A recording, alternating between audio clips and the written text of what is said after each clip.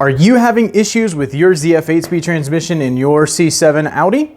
If so, stick around. I'm going to tell you about some stuff that's going on with me, and we're going to tell you about why it's happening and some potential issues that you could be having with your ZF-8. So here we go.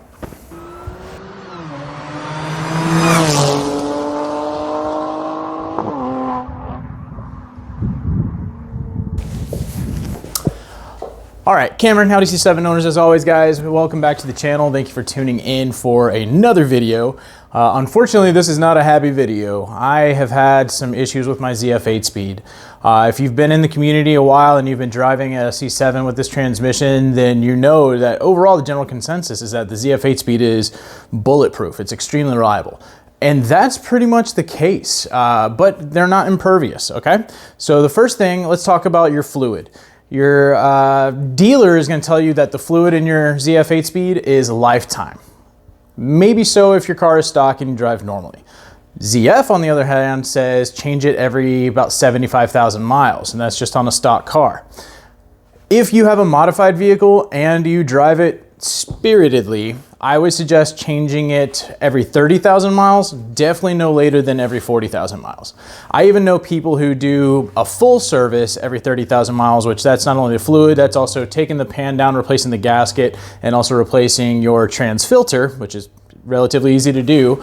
But every, I don't know, 10,000 miles, they just do what we call a drain and fill. And so that means they're not removing everything. They're just going underneath the car, removing their belly pan, removing their skid plate, draining the oil that's in there, putting the plug back in, and then filling it back up and just doing it that way, but then doing a filter change every 30,000 miles. So there's a bunch of little things like that, and nobody's really come out with a, you should absolutely do it this way if you're modified. I kind of like that idea of doing a drain and fill every 10,000 miles if you drive really aggressively, constantly. I mean, that's me, and I probably should have been doing that, but I've been having some issues with my ZF-8 speed. So what's going on with my car? I love you. Anyway, so starting probably about 4 months ago or so, maybe a little bit longer, I started having issues with first gear. Two separate issues. So the first one, if I were to slowly accelerate, it's like a normal acceleration in first gear, and for whatever reason I went past about 3,700 RPMs and then I manually shifted into second, it was just a really hard jolt. The car would just shake and it'd be a violent shift into second gear. Definitely not your normal first to second gear abrupt shift. This was a much more noticeable shift.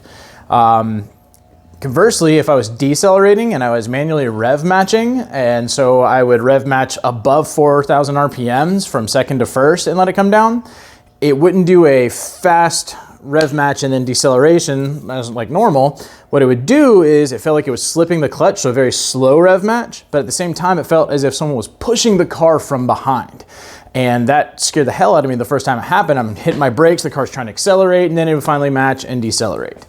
And so that's not good. Now, if you have stock tuning on your TCU, then this really isn't a big issue because it won't let you rev match in first gear and decelerating from second to first in a very high RPM. I do have a TCU tune from Burt Gerds, and let me say this now, I do not believe any of my issues are a result of a TCU tune. The TCU tune has been phenomenal.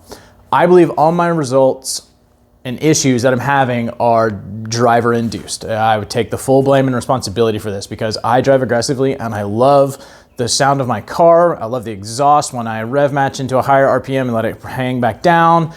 And that's not good for this transmission. You know, it's not a manual gearbox with an upgraded clutch. I should have known better. So I would decelerate and shift from second into first into a higher RPM range. We're talking like 5,000 RPMs, maybe 5,500 RPMs, and that's not good. First gear is not designed for that in the ZF transmission. It is designed just to get you in second gear immediately or a wide open throttle pull and then go into second gear and continue on. So that is my mistake. So that was the first issue. Moving on, starting about 3 weeks ago, I started having issues with third gear and on occasion fourth gear. So what was going on there? With that one, I was noticing that if I got over a quarter of a throttle in third gear, there would be a hesitation and then it would automatically shift into fourth gear. So the TCU was detecting there was an issue, something going on in third gear, and automatically got out of it and into fourth gear to make sure the car could continue to accelerate. If I went heavy throttle into third gear, then I would get a transmission fault. It would just go into limp mode. I'd have to put the car in neutral, turn the car off, turn it back on, and it reset everything, and it'd be fine. The only code I've gotten is, I forget the actual code number, but it was for the friction B element. And there's a video, I'll hopefully have a link in the description, that actually breaks down the ZF-8 transmission really well and talks about what all the elements are. But I got a code that basically was about my friction B element. So something going on with the actual internals of the transmission. I don't believe that this is a fault of the mechatronics unit or valve body. First gear issue might be an issue with a solenoid or something like that, but the main issue I've got right now is I've got no third gear. The same symptoms would happen on occasion in fourth gear, and it's happened one time in second gear, so there's obviously something going on inside my transmission, unfortunately. In this video, I'm gonna do that fluid change, and you'll see the color of the fluid, and I'll have a graphic up that shows what my oil change looked like almost exactly 30,000 miles ago. I think that was the first fluid change ever, and it was dark, it was brown, but it was clear. You'll see in this one that the fluid is not clear at all. It's very dark, very dirty. You'll see on my oil filter that there's a lot of stuff built up on the magnets, which is all clutch material. So I'm looking at doing a transmission swap. Luckily, I found a couple good deals on some used transmissions that are relatively low mileage, and so that's not a huge deal. I mean, I think I got a quote for $500 for a 60,000 mile ZF-8 speed, and that's great. The problem is the labor to install it. I can't do it myself here on jack stands. I believe that you either have to remove the transmission with the engine out of the car to replace it, or you have to drop the subframe. And talking with my friend who's an Audi tech said it's actually easier to remove it with the engine than it is to drop the subframe and remove the transmission and put it on with the engine still in the car. Then this also brings up the question, if I have to go that route, do I also spend the money to go ahead and do my timing chains and tensioners and everything while I have the opportunity to get in there? Because, I mean, I'm not having any chain rattle whatsoever. I think they've been replaced and upgraded with the new ones before I bought the car when it was 55,000 miles. Right now I've got 126,000 miles on it roughly, and no chain rattle whatsoever. That kit to replace all those, the parts alone I believe are about $2,000. And so I'm looking at $500 for the transmission itself, the labor to do that, which is probably going to be at least $1,500 to get it out and put it back in.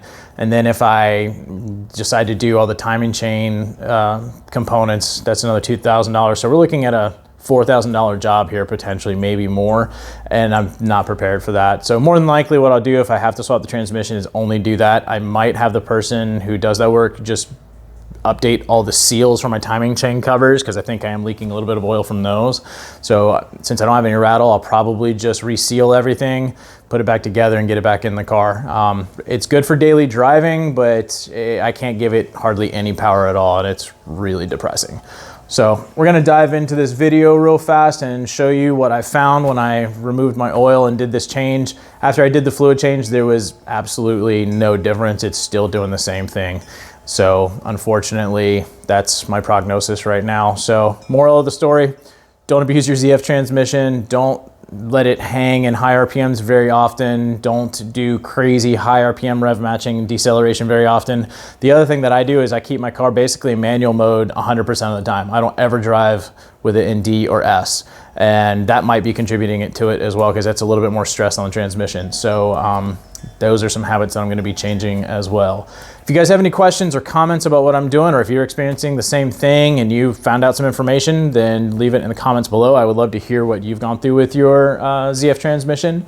And maybe if I do the swap and I get my old transmission out, I might buy the ZF rebuild kit and hopefully maybe bring a video about rebuilding the ZF, taking it apart and really showing what actually happened inside of it. And then at that point, maybe I would have a freshly rebuilt transmission that I either get to keep as a spare or sell to recoup some of my costs when it comes to fixing the car. So it's been a heck of a 3 weeks. CWA 100 failure, which led to an IAT spike up to 225 degrees Fahrenheit, which killed my intercooler cores. So those are leaking right now.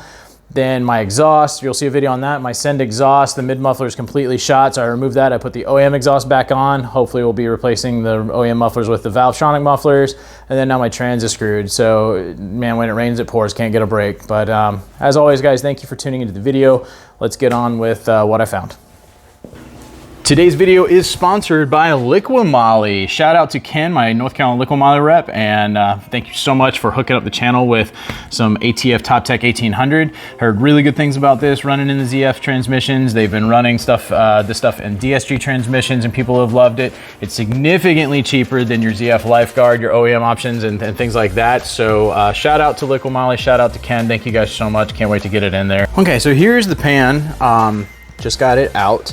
And the fluid actually doesn't look terrible. It looked a lot worse underneath. Maybe it was just because of how much light I was giving it. But it's definitely darker than the first time I changed my oil, but I don't see a lot of debris in there at all. I don't see pieces of anything.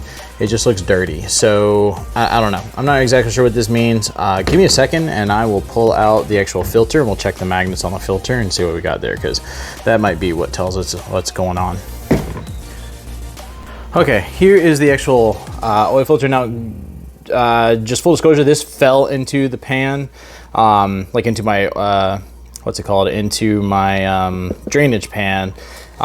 So there's already some kind of nasty stuff in there, but there's definitely a lot of sludge built up on the magnets. So that's not good.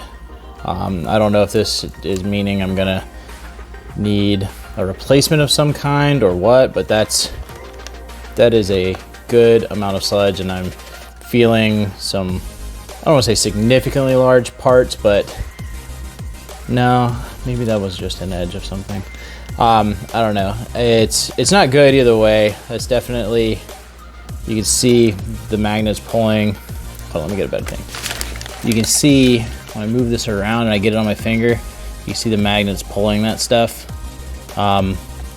So there's definitely metal that's being accumulated here. That's got to be coming from some of the packs. Yeah, there's definitely some chunks in here. So that's not good. That means there's definitely damage in there, but at the same time, there's no huge pieces, which I guess is good. I don't know, but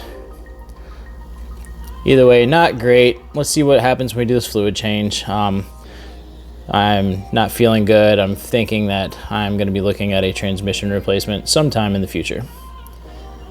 All right, I'm getting ready to put this all back together. Got my ZF fluid transmission filter kit for the car from FCP Euro. Comes with a new gasket, new screws, new bolts here. Remember, these are aluminum going into an aluminum casing. They snap really easily. It's only 4 Newton meters plus a 45-degree turn when you put these back in. I always break one every time. And make sure you do it correctly. It's gonna be like 1, 2,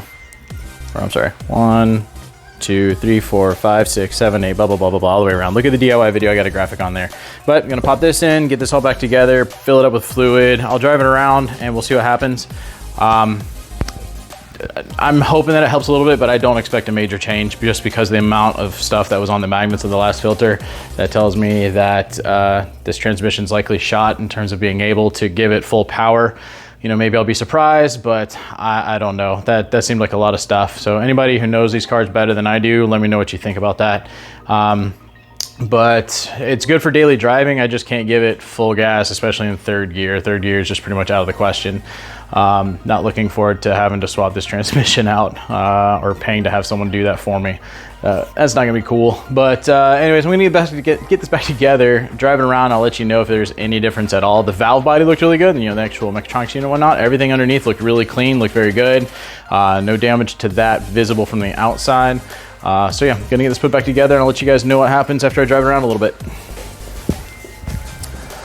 Okay guys, as always, thank you so much for tuning in to another video from Audi C7 owners. I appreciate the support so much.